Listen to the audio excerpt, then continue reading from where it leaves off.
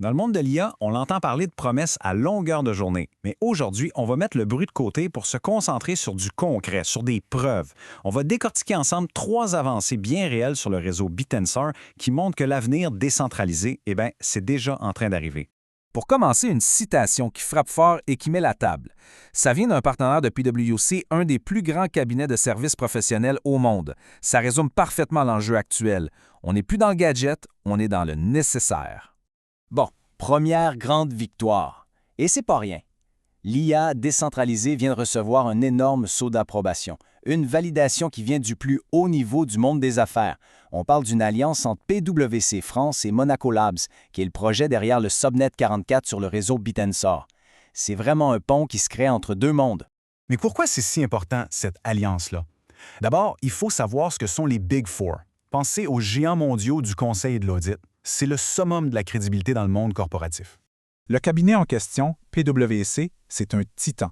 On parle ici d'un revenu annuel qui donne le vertige. Ça donne une idée de leur poids, de leur influence.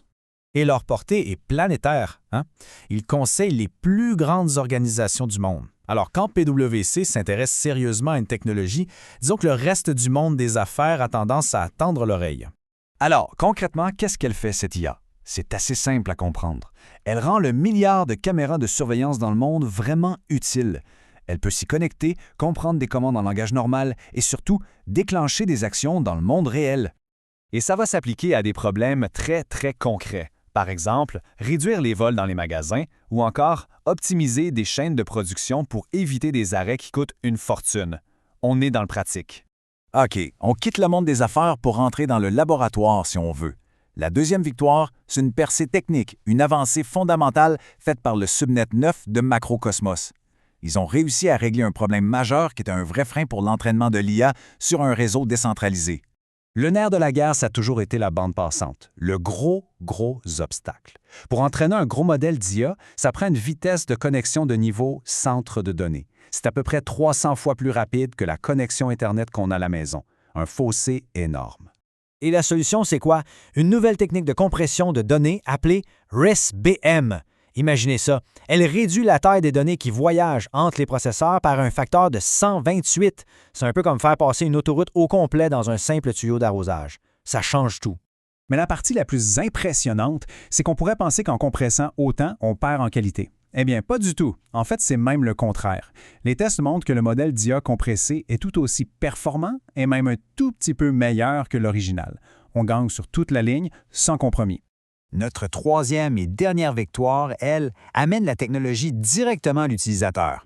C'est une mise à jour du Subnet 62 de Ridgeline, une compagnie qui est en train de bâtir un assistant de codage qui est à la fois puissant et abordable, le tout sur BitTensor. Leur produit, qui s'appelle Ridgeline, c'est un assistant de programmation pour les développeurs. Et grâce à la structure du réseau BitTensor, ils sont capables de l'offrir à un prix qui est de 5 à 7 fois moins cher que les géants centralisés. C'est une vraie démocratisation de l'outil. Et l'équipe ne s'arrête pas là, ils améliorent constamment le produit. Ils viennent tout juste de sortir 4 nouvelles fonctionnalités bien pratiques qui rendent l'outil plus simple et plus efficace au quotidien. Ça, c'est la preuve d'un produit qui est vivant et qui évolue. Bon, on a vu une validation du monde de l'entreprise, une percée technique majeure et un produit concret qui s'améliore. Maintenant, prenons un peu de recul. Qu'est-ce que tout ça veut dire quand on met les 3 ensemble?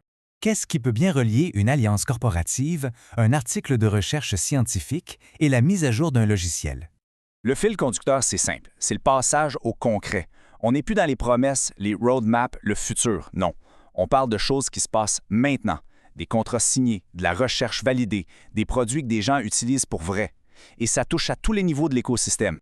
Ces 3 victoires, ensemble, elles signalent un tournant.